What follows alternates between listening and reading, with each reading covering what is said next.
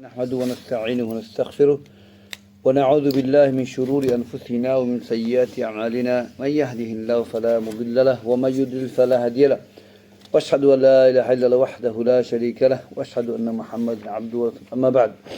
طيب, last week we completed the shurut of La ilaha illallah and we've explained the meaning of Shahada Muhammad Rasulullah, and we've said that Shahada Muhammad Rasulullah طاعته فيما أمر والتصديق فيما أخبر واجتناب ما نهى والزجر ولا يعبد إلا بما شرع.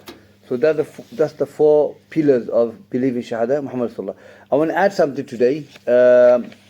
You know the part which Allah yu'bad illa Allah yu'bad Allah illa bima shara'a Allahu wa rasuluhu, that Allah shouldn't be worshipped except what Allah and His Messenger legislates. Now, basically from the Quran and the Sunnah and having ikhlas. Allah said in Surah Al-Mulk, لِيَبْلُوَكُمْ أَيُّكُمْ أَحْسَنُ عَمَلًا, the one who creates life and death to test, to trial you who is in best in action. Now, this is the athar of Fudail bin Iyad. He explained أحسن عمل, what is the best action. He said أخلصه وأصوبه, he said most sincere and most correct. Then it was said قيل يا أبا علي وما أخلصه وما أصوبه, what do you mean by most sincere and most precise? He said إن العمل إذا كان خالصا ولم يكن صوابا لم يقبل. He said that if the action is done for sake of Allah but not from the sunnah, not sawaban, not correct, then it won't be accepted. Then he said وَإِذَا كَانَ صَوَابًا وَلَمْ يَكُنْ خَالِصًا لَمْ يُقْبَلْ. And he said if it's done correctly according to sunnah but it's not for sake of Allah, then you won't be accepted حَتَّى يَكُنْ خَالِصًا صَوَابًا, until it is for sake of Allah. And sawab, I mean according to sunnah of the Prophet ﷺ. Okay, وَالْخَالِص مَا كَانَ لِلَّهِ وَالصَّوَابْ مَا كَانَ عَلَى سُنَّتِ. That's what it means. And it is Ibn Abi Dunya, he mentioned in his book Al-Ikhlas wa Niyyah, wa Abu Nu'aym in Hilya. So this is the athar of Fudail bin Iyad. So basically explaining that Ahsanu Amal is to be sincere and should be according to the Prophet ﷺ. طيب, let's start inshallah. Let's go to the rest of the Arkanul Islam. So we've covered Shahada La ilaha illallah and the condition Shahada Muhammad Rasulullah. Let's go to the rest of them inshallah. Now ثم يبين لطالب بقية أركان الإسلام الخمسة. Now Shaykh bin Baz rahimahullah, he will explain to student of knowledge rest of the pillar of Islam. الصوم رمضان وحج البيت الحرام لمن استطاع إليه سبيلا. So fasting, month of Ramadan, Hajj, going to Hajj, to house of Allah, whoever able to go, inshallah. So these are the three ones we're going to cover, and zakat as well. Yeah. طيب, تبين أركان الإسلام من حيث أحمتها وبيان شيء من أحكامها. So basically, the five pillars of Islam will be explained based on the most important one first. So first one is here as-salah, here ruknus thani. The salah is the second pillar of al-Islam. And when we come to salah, the ulama have explained salah is the worship for all the Prophet, all the Anbiya, they came with salah. Okay, Shaykh mentioned in his book Hukm Tariq al-Salah, ruling regarding the one who doesn't pray. In there he talks about, and he brings evidence from the Quran to establish the proof that Salah is not only for the Prophet ﷺ, it's for the Prophet before us. And I'll give you some of the example. Allah talks about Ibrahim alayhi salam when he says, رَبَّنَا لِيُقِيمُ الصَّلَاةِ, our Lord, to establish the Salah. رَبِّ جَعَلْنِي مُقِيمَ الصَّلَاةِ, O Allah, make me of those who establish the Salah. This is Ibrahim alayhi salam. Also Allah said with Zakaria alayhi salam, Allah said وَهُوَ قَائِمٌ يُصَلِّي فِي الْمِحْرَابِ, that Zakaria alayhi salam is standing establishing salah in the mihrab. Mihrab is a place where they used to establish the salah, the musalla, yeah, something like that. So Zakaria alayhi salam was establishing the salah. you have Maryam alayhi salam. Ya Maryam uqnuti li rabbiki wasjudi warfa'i ma'ar raki'in. O Maryam, submit to your Lord, make sujood to your Lord and ruku to your Lord with the rest of the people who make ruku. So here we see that ruku sujood is salah. And in Maryam alayhi salam praying salah. And in Isa alayhi salam, Allah said, وَجَعَلَنِي مُبَارَكًا أَيْنَمَا كُنْتُ وَأَوْصَانِي بِالصَّلَاةِ. That Allah has made me Mubarak, and one of the tafsir Mubarak, He made me a teacher, muallim to goodness, and He commanded me to establish the salah. Okay?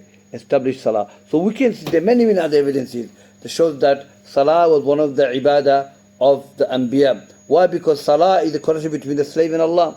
So Anbiya need to have that connection, so as we have to have the connection. And salah is one of the most important part of ibadah. طيب. Now, salah, obviously, Shaykh Islam says that every prophet has salah, but how they pray may be different.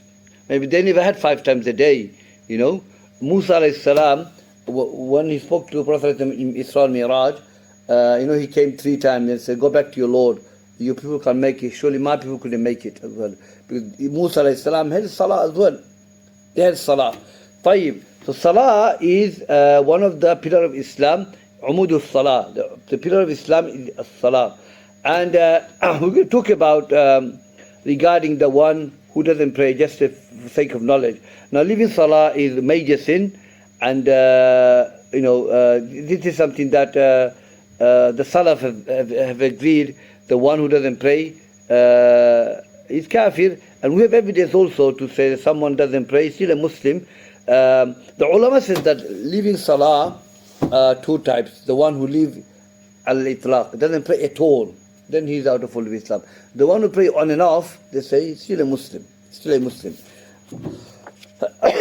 Shaykh brings the hadith of the one who doesn't pray, he's not a Muslim, is that من حافظ عليها كان يعني الصلاة كانت له نورا وبرهانا ونجاة يوم القيامة ومن لم يحافظ عليها لم يكن له نور ولا برهان ولا نجاة وكان يوم القيامة مع قارون وفرعون وهامان وأبي بن خلف.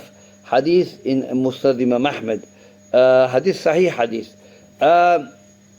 That whoever preserves Khamsa Salawat, then he will have light, evidences, success on the Day of Judgment. As for the one who does not preserve his Salawat, then he will have nothing, any of this. No success, no evidence, no safety. And he will be raised Yawmul Qiyamah with who? Qarun, Fir'aun, Haman, Ubay bin Khalaf. We know who Qarun is, we know Fir'aun is, we know Haman is, a carpenter for the Fir'aun. Okay? He's the one who built the castle for Fir'aun to see Allah, Yadu Billah. And Ubay bin Khalaf, he lived at the time of Prophet.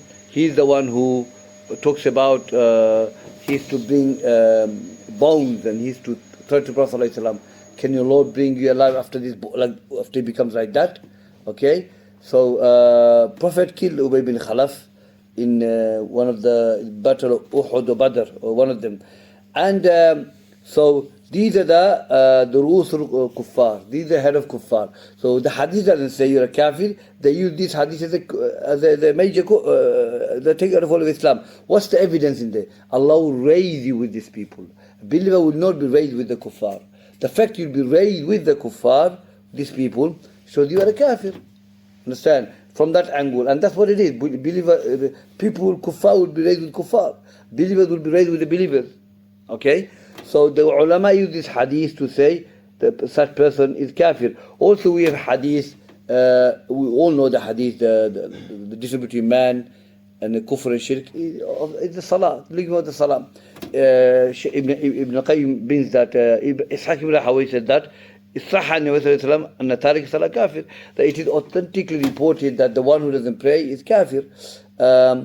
We have this hadith and the other hadith that were mentioned, and the covenant between us and the Ahlul Kitab is salah. Whoever lives it has disbelieved. So Prophet did differentiate between iman and kufr on a person living of the salah. Okay? But then on the other side you have ulama, that talks about they're not kuffar. The hadith, Ubadah bin Samit, Khamsa salawat, faradullah. 5 daily prayers Allah has made fard. Whoever preserves these 5 daily prayers, then he has forgiveness.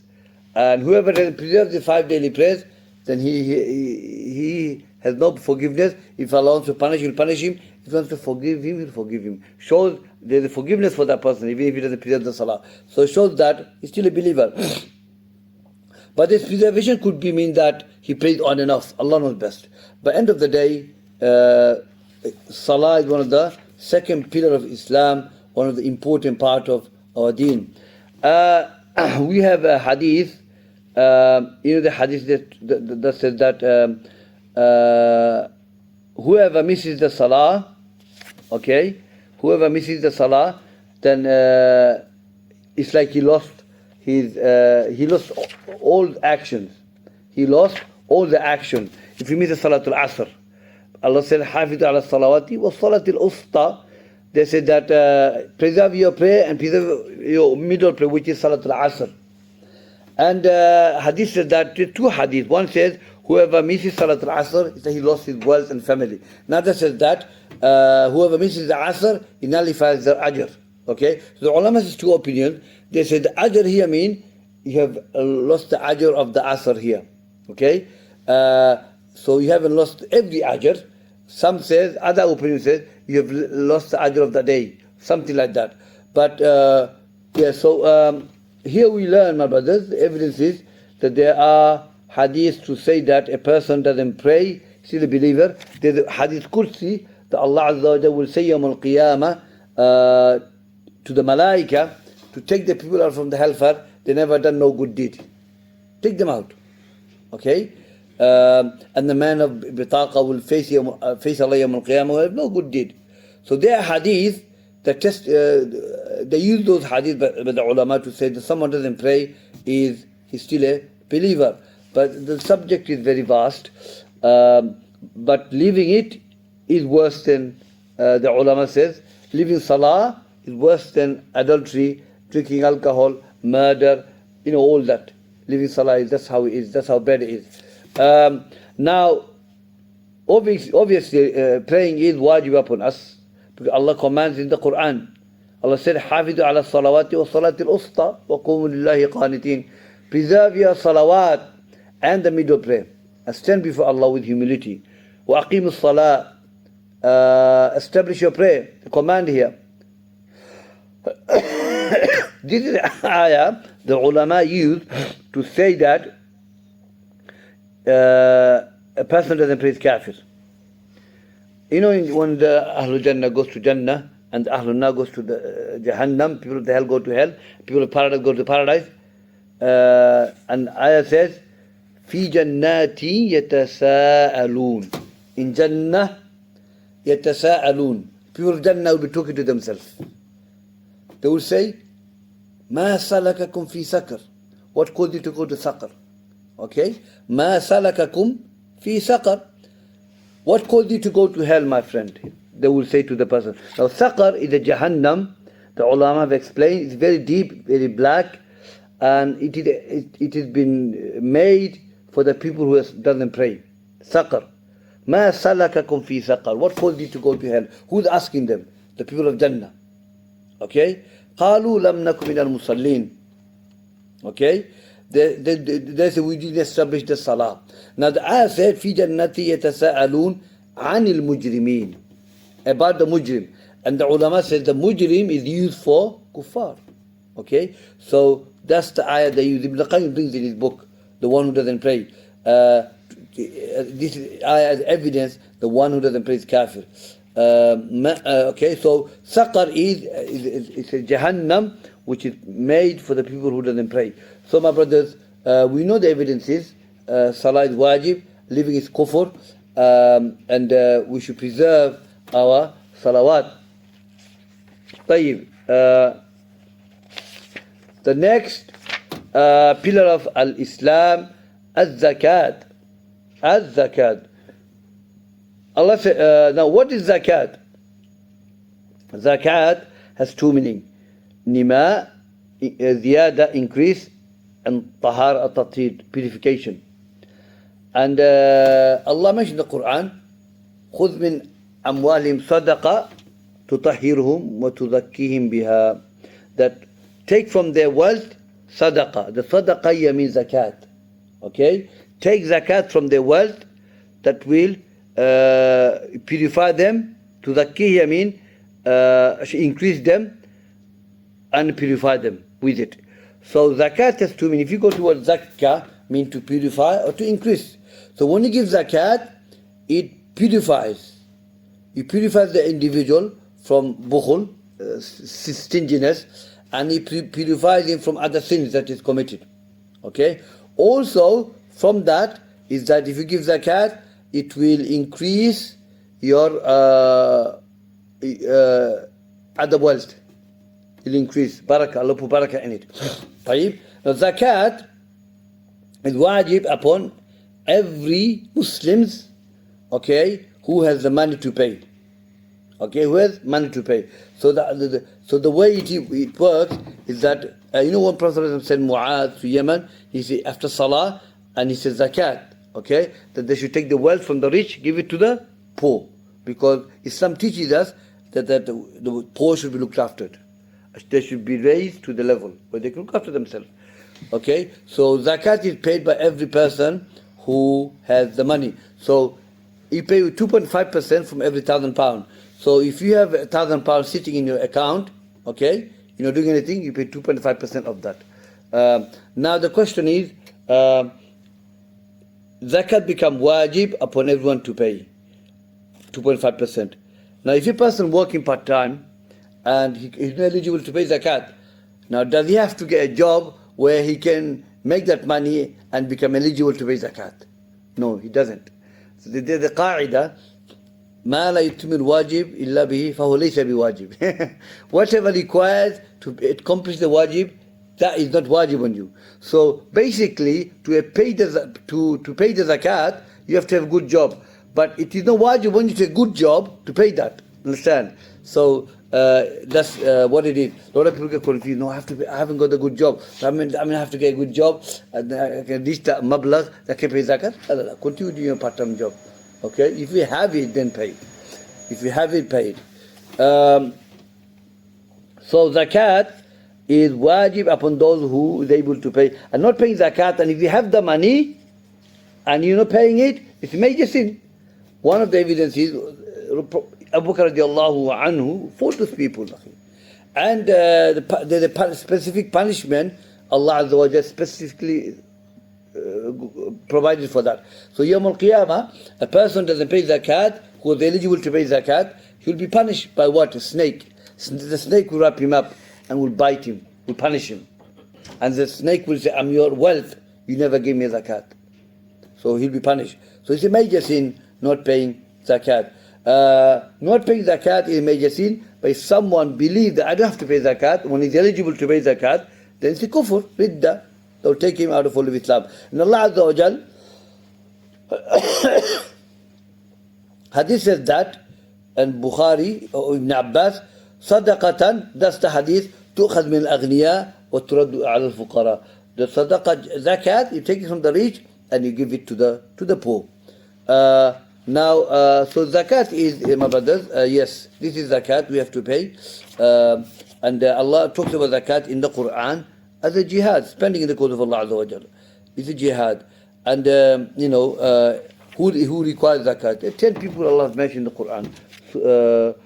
Fuqara al-masakin, the travelers, talib al-ilm, someone is a student of knowledge, he traveled, he needs money, he deserves zakat. Someone look after charity. The 10 people Allah mentioned in the Quran that you pay them zakat. طيب. The next one is ركن الرابع الصيام. Now Ramadan شهر مبارك عظيم. Now sometimes we say صيام, sometimes we say Ramadan. The Siyam, Surah Maryam is one of the verses in the Quran. Surely have made vow by the name by Rahman, Siyam. The word siyam means to withhold from speaking. So siyam means to abstain or withhold yourself. That's one. The word siyam means. The word Ramadan means is from the word Ramida Yarmad, to become hot. Now the Shahr Ramadan unzila fil Quran. Okay, Shahr Ramadan, month of Ramadan, where Quran revealed. The word Ramadan means called Ramadan because one day to fast is to be very, very hot. So Ramida Yarmadu, to become hot. That's where the Ramadan from is. Ramadan, because it's very hot when they fast. Now, obviously, Ramadan is wajib upon us. يا أيها الذين آمنوا كتب عليكم الصيام كما كتب على الذين من قبلكم لعلكم تتقون. Or those who believe, Allah is addressing the believers. And Ibn Mas'ud said that when Allah addressed Ya Ayyuhan Nas, Ya Ahlul Kitab, in many ways Allah addressed people. But there's the way Allah addressed Ya Ayyuhal Ladina Amanu, all those who believe, specifically for the believers. And Ibn Mas'ud said that when you hear the word Ya Ayyuhal Ladina Amanu, then pay attention to what's going to come later on. Could be command for you to do something or to leave. Ya ayyuhalladhina amanu kutiba alaykum as-siyam. Ya ayyuhalladhina amanu ittaqullah. Three different advice Allah gives. So here Allah Azza wa Jalla advising that siyam has been made fard upon us, the way He made siyam fard upon the people before us. Now, why do we fast? What is the purpose of fasting? The purpose of fasting, لَعَلَّكُمْ تَتَّقُونَ. The word لَعَلَّ means, ta'leel, explains the verse before. Okay? Is that we have been commanded by Allah to fast month of Ramadan, so you attain the taqwa of Allah Azza wa Jalla. So we have another hadith to attain the taqwa. There's another hadith we covered in Kitab al-Siyam from Bulugh al-Maram yesterday, is that the one who does not leave bad statement and action, Allah has no need of leaving him food and drink. So what does it mean now? Does it mean now that his fast is not valid? No, the ulama says that if a person contradict the ayah, isn't it? So the ulama says that if a person has a bad habit and he continues to do that in Ramadan, bad statement and action. Statement could be backbiting, slandering, abusing, verbally. Action could mean you're doing things haram, physically abusing, maybe drinking alcohol after iftar, or maybe you have a relationship with his wife in month of Ramadan, knowingly. The Sahaba did that, yadu billah. So these are evil action, statement and physical action. So if someone were to do these things, does it nullify this siyam? We might say, yeah, it is. Come on, siyam in the belly fitting. But ulama says, if he does all this bad habit, he will lose the ajr. He will lose the ajr, but his siyam is authentic. Okay, he will not nullify it, but he should fear Allah, because if he continue to do that, then he will lose a lot of ajr. Like Imam Ahmad says that, Ibn Uthayb brings that, he says that, Imam Ahmad says that if someone backbite and siyam nullifies, then he will have no siyam. He will have no fasting. So just because he fell into backbiting, doesn't mean khalas, your siyam is nullified. No, it's not. You lose the ajr. You lose the ajr. But a person who's fasting should realize, I'm fasting, I should abandon all this. Allah doesn't need you living with your food. Shows that we should think about the reward and think about becoming muttaqeen. Allah is ignoring your siyam. He doesn't care. He doesn't care about your living food and drink if you're not going to rectify your bad habit in Ramadan. So the purpose of Ramadan is to attain the taqwa. And taqwa is to leave everything that Allah made haram and do what Allah commanded us to do. That's what taqwa is. So a lot of people in Ramadan, they increase their ibadah and they leave their bad habit. And you should do that after Ramadan as well, not just in Ramadan. So, and the ulama says that if a person will know if his siyam is accepted and hajj is accepted. If a person fasts month of Ramadan and he continues to fast and after Ramadan he feels better, the mind is strong and his bad habit he left it, then shows there's a sign that his fasting shall accept it. But if after Ramadan If it goes back to normal again, bad habit, this is a sign that maybe this Ramadan is accepted. Hajj as well, like that. So, my brothers, so the purpose of our fasting is to attain the taqwa of Allah Azza wa Jal. طيب, another thing I want to mention is in Ramadan, fiqh of Ramadan is that we should not abandon suhoor. Should not abandon sahur. In the hadith, Prophet says that tasahharu fa inna fi barakah, and make suhoor, in it is a barakah. The command here means mustahab, recommended. Because why is mustahab? Because is that it's not wajib. It's recommended because it's barakah, so make suhoor. Don't abandon it. Okay? Because there are a lot of barakah in suhoor. For example, what are the barakah in sahur? That you follow the sunnah of the Prophet ﷺ. You are different than Ahlul Kitab. Prophet said the difference between our fasting and the fasting of Ahlul Kitab is the sahur. Have suhoor. That's the difference. That makes a difference. You make istighfar. وَبِالْأَسْحَارِ يَسْتَغْفِرُونَ. They make istighfar at the time of sahur. They pray the jama'ah. They get to pray jama'ah in the masjid. You walk into the masjid, you pray in jama'ah. These are all barakah. Okay, these are all barakah from getting a sahur, inshallah. طيب, even hadith says, even have a sip of water.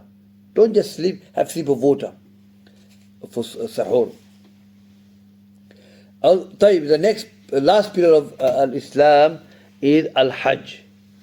افترض الله سبحانه وتعالى في العمر كله مرة واحدة على المستطيع. Now, Al-Hajj been made obligatory by Allah Azza wa Jal for someone to do once in his life. Prophet did once in his life. So Hajj become wajib for a person. It's two things the hadith says. That he's got the strength to make the journey to Hajj. And secondly, he has the money to pay for the Hajj. Allah said, وَلِلَّهِ عَلَى النَّاسِ حِجُّ الْبَيْتِ مَنِ اسْتَطَاعَ إِلَيْهِ سَبِيلًا. The person, upon a person to make Hajj for Allah, to his house, مَنِ اسْتَطَاعَ إِلَيْهِ سَبِيلًا, who is able to do. So Hajj is wajib upon whoever is able to do. This able here is two things: physical ability and the financial ability. So if someone got physical ability but don't have the money, it's not wajib on him. If someone got the money but physically can't go, disabled, whatever, it's not wajib on him. But he should send somebody who already made the Hajj to make Hajj for him, pay for him. So you've done the Hajj. So Allah made it easy for us, you know. So istita'a is called ability, able to do things. Our whole Sharia goes through istita'a, qudra, ability. When it comes to prayer, we pray standing up first. If you can't pray sitting down, if you can't pray pray lying down, Allah istita'a. The Deen made it easy for us. Allah don't want to burden us. Okay? He doesn't want to burden the believer. Yeah, so وَلِلَّهِ عَلَى النَّاسِ حِجُّ الْبَيْتِ مَنِ اسْتَطَاعَ إِلَيْهِ سَبِيلًا فَمَنْ كَفَرَ فَإِنَّ اللَّهَ هُوَ الْغَنِيُّ عَنِ الْعَالَمِينَ. That whoever disbelieves, Allah is free from those who disbelieve, from the rest of the creation. Whoever disbelieves, the disbelief here, some of the Salaf made to the very hard opinion on this. Like Hassan al-Basri, al-Qurtubi brings in his tafsir that if someone had the ability to make Hajj, istita'a, money he had the physical strength, he can make the Hajj, he didn't make the Hajj, and he died as a kafir. فَمَنْ كَفَرَ Subhanallah, وَمَنْ كَفَرَ. Allah, okay.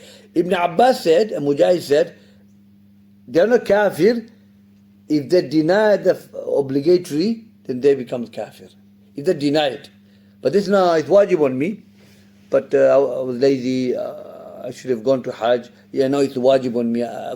Then he's not kafir. But if he denied the obligatory act, then he becomes kafir. So, Hajj, okay, Hajj is one of the act, my brothers, that if you make Hajj to house of Allah, if it's Hajj mabrura, accepted Hajj, then you come back like a newborn baby. Wallahi, it's higher than Salah. Even though Salah will not make you newborn baby, will never. But Hajj, promised that if you go and make Hajj, according to the Prophet ﷺ, if it's accepted, you come back as a newborn baby. You're sinless. That's one of the acts that makes you sinless. There is no other act except jihad fi sabilillah. طيب? That's the virtue of the Hajj. Allah Akbar. And Hajj, obviously, are different types of Hajj. Okay? You have Hajj, 3 types. Hajj al-Ifrad. Okay? Hajj, Ifrad is that you just make Hajj. And that's it. You make the intention of Hajj only. Hajj Tamattu. This is something the Prophet was going to do. He only did Ifrad.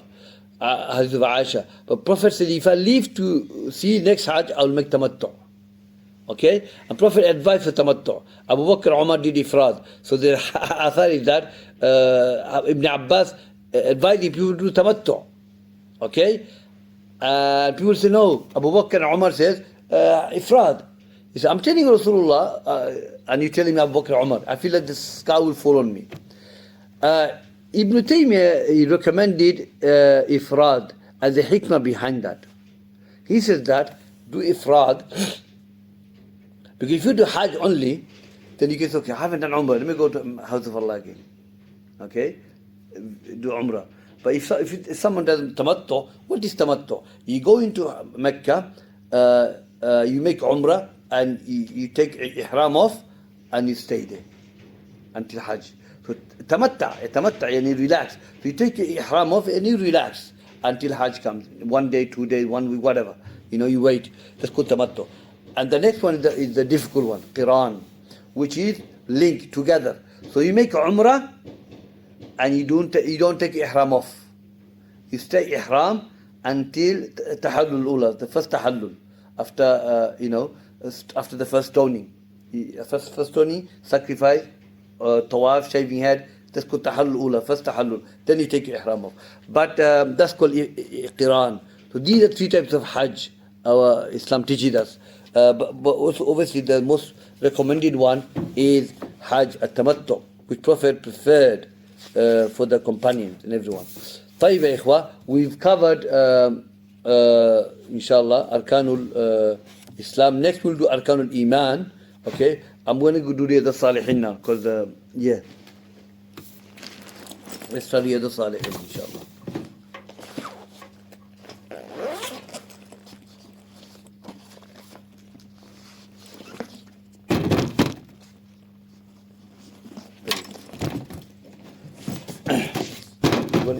Continue? Okay. إن الحمد لله نحمده ونستعينه ونستغفره ونعوذ بالله من شرور أنفسنا ومن سيئات أعمالنا